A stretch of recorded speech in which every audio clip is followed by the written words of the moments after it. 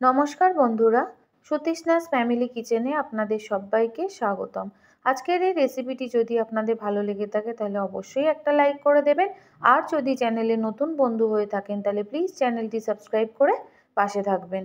চলুন তাহলে বানিয়ে ফেলি আজকের রেসিপি। এখানে নিয়েছি ছোট ছোট করে কেটে রাখা শসা, সজনে ডাঁটা, পাতলা পাতলা করে কেটে রাখা আলু আর কাঁচা আদা। কাঁচা আদাটা পেস্ট করে নেব। নিয়েছি ইলিশ মাছ আর বড়ি। এখানে আমি দুটো মাথা আর দুটো লেজা নিয়েছি। মাছগুলোকে খুব ভালো করে নুন হলুদ মেখে রেখে দেব। আপনারা এই রেসিপিটা ইলিশ মাছ ছাড়াও রুই মাছ, কাতলা মাছ বা চিংড়ি মাছ দিয়েও করতে পারেন। এবার প্রেসার কুকারের মধ্যে আস্তে আস্তে শসা, আলু আর সজনে ডাঁটা ভরে নেব। দিয়ে দেব পরিমাণ মতো জল আর পরিমাণ মতো নুনটা এখানেই দিয়ে দেব, পরে আর নুন দেব না। আর দিয়ে দেব হলুদ।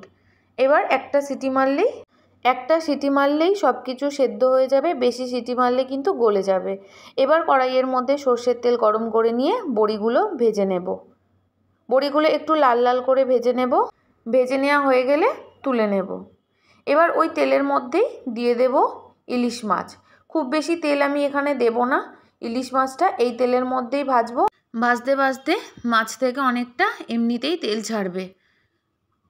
দেখুন এক সাইড হয়ে গেছে, এবার আরেক সাইড উল্টে দেব। দেখুন তেলও ছাড়তে শুরু করেছে। মাছটা যখন পুরোপুরি ভাজা হয়ে যাবে মাছ থেকেই অনেক তেল বেরিয়ে যাবে। ইলিশ মাছে তো এমনিতেই তেল বেরোয়। মাছটা পুরোপুরি ভালো করে ভেজে নেওয়া হয়ে গেছে। দেখুন কতটা তেল বেরিয়েছে। মাছগুলো তুলে নেব। এবার ওই তেলের মধ্যে ফোড়ন দিয়ে দিচ্ছি একটা তেজপাতা, গোটা সর্ষে, মেথি হাফ চামচ করে। একটু ফোড়নটা ভালো করে নেওয়ার পর পেস্ট করে রাখা আদাটা দিয়ে দেব। সাথে দিয়ে দেব একটু মিক্সির বোল ধোয়া জল।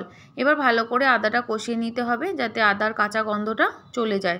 দিয়ে দিচ্ছি অল্প একটু চিনি, নুন আর দেবো না যেহেতু তখন সেদ্ধর সময় পুরোপুরি নুনটা দিয়ে দিয়েছিলাম।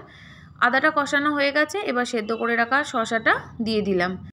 একটু নাড়াচাড়া করে নিয়ে ভেজে রাখা মাছ আর ভেজে রাখা বড়িগুলো দিয়ে দেব। তারপর খুব ভালো করে ফুটিয়ে নেব। বন্ধুরা আপনারা যদি চিনিটা দিতে না চান নাও দিতে পারেন। এই রেসিপিটা কোনো রকম আমরা ঝাল ইউজ করি না, তাই লঙ্কা আমি কিছু দিইনি। তবে আপনারা যদি চান তাহলে অল্প একটু কাঁচা লঙ্কা দিতে পারেন। কাঁচা লঙ্কা ছাড়া এই রেসিপিতে শুকনো লঙ্কা কিন্তু একদমই যায় না। কোনো সময় হয়তো পেট গরম হয়ে যায় বা শরীরটা একটু খারাপ লাগে বা একটু হালকা ফুলকা কিছু খাওয়ার মন চায়, তখন অবশ্যই এই রেসিপিটা একবার বানাবেন। আশা করি আপনাদের সবার খুব ভালোও লাগবে আর রেসিপিটা খুব উপকারী। তৈরি হয়ে গেল দারুণ স্বাদের ইলিশ মাছ আর বড়ি দিয়ে শসা শুক্তো। রেসিপিটা কেমন হয়েছে অবশ্যই কমেন্ট করে জানাবেন। আর যদি ভালো লেগে থাকে তাহলে অবশ্যই শেয়ার করে দেবেন। সবাই ভালো থাকবেন, সুস্থ থাকবেন।